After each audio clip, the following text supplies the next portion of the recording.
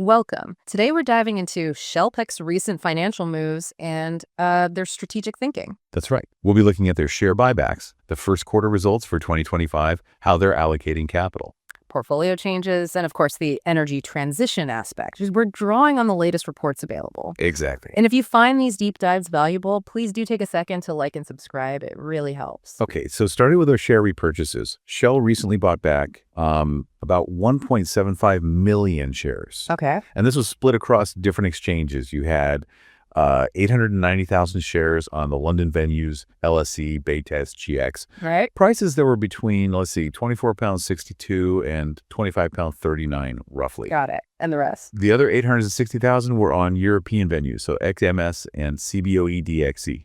And the prices there were 28.98 to just over 30. And this is all part of a larger plan you mentioned. Yes, exactly. It's part of a share buyback program that BNP Paribas is managing for them. Independently managed. Independently, yes. It started May 2nd, and it's set to run until July 25th, 2025. It covers both on-market and off-market deals, following all the rules, of course. So these buybacks, maybe just remind us, why do companies do this? What's the point of buying back your own shares? Well, the main effect is reducing the total number of shares out there on the market. Okay. And if you have the same amount of profit divided by fewer shares, your earnings per share, or EPS, can go up. Right. Makes sense mathematically. It does.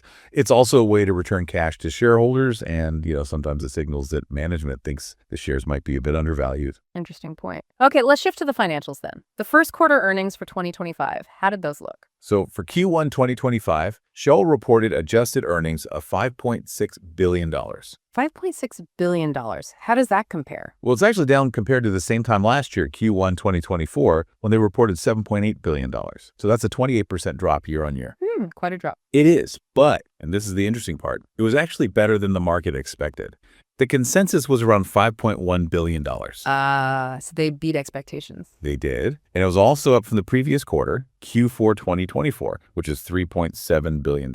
Okay. And the income attributable to shareholders? That came in at $4.8 billion for the quarter. So beating expectations despite that year-on-year decline, what were the reasons behind that stronger than expected performance? Well, there were a few things going on. Even though oil prices softened a bit during that quarter, right, Shell saw pretty robust performance across its different business areas, particularly the upstream part, exploration and production. Okay, upstream did well. Yeah, it came in stronger than forecast. And another factor was lower write-offs from exploration wells compared to the last quarter. Plus, things like reduced depreciation and just lower costs overall helped buffer the net profit a bit from those lower oil prices. I see.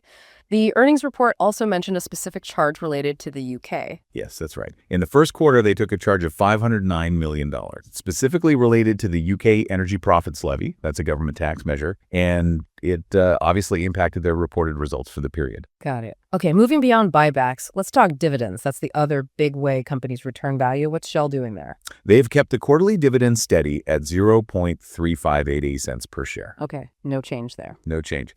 And it's also worth noting this Q1 marked the 14th quarter in a row where they've done at least $3 billion in share buybacks. 14 quarters straight. That's quite consistent. Very consistent. It really underlines their focus on shareholder returns. If you look at Q1 2025 specifically, total distributions were $5.5 billion. And how did that break down? It was $2.2 billion in cash dividends paid out and $3.3 billion used for those share repurchases we talked about. Right. And looking back over the last 12 months, they've distributed about 45% of their cash flow from operations CFFO back to shareholders. 45%. That ties into their broader strategy around capital, I imagine. Can you give us a sense of their overall capital allocation approach? Absolutely. It seems to be a core part of their plan. The priority is increasing those shareholder distributions. They're actually targeting a range of 40 to 50% of CFFO over the cycle. 40 to 50%, okay. And that includes a progressive dividend policy. They've stated an aim to increase it by 4% annually. A 4% annual dividend increase goal. Yeah. Beyond distributions, they're focused on creating what they call intrinsic value, aiming for more than 10% growth per year in normalized free cash flow per share. And investment discipline. Definitely. Disciplined capital reallocation is key. They're targeting a return on average capital employed, ROAC, of 10% or more across their segments. Right, ROAC. And underpinning all this is maintaining a strong investment-grade credit rating. For 2025, their cash capital expenditure is projected to be somewhere between $20 and $22 billion. $20 to $22 billion in CapEx. Okay. So financial strategy is one piece.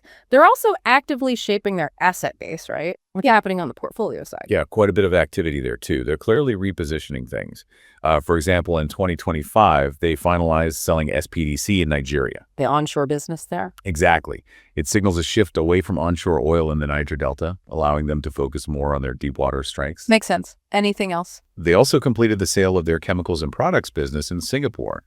That seems aligned with efforts to sort of high-grade that part of the portfolio. Selling some assets, but also growing in other areas. Yes, definitely. On the growth side, they finished acquiring Pavilion Energy. Pavilion Energy, right. What's the thinking there? That's a strategic play to bolster their already leading position in LNG, liquefied natural gas. They're targeting 4-5% annual growth in LNG sales up to 2030. Okay. Boosting LNG. Any major project decisions? Yes, they reached a final investment decision, an FID, for the Gato do Mato project in Brazil. Gato to Mato. Yeah, it's described as an advantaged deepwater project in the pre-salt Santos Basin.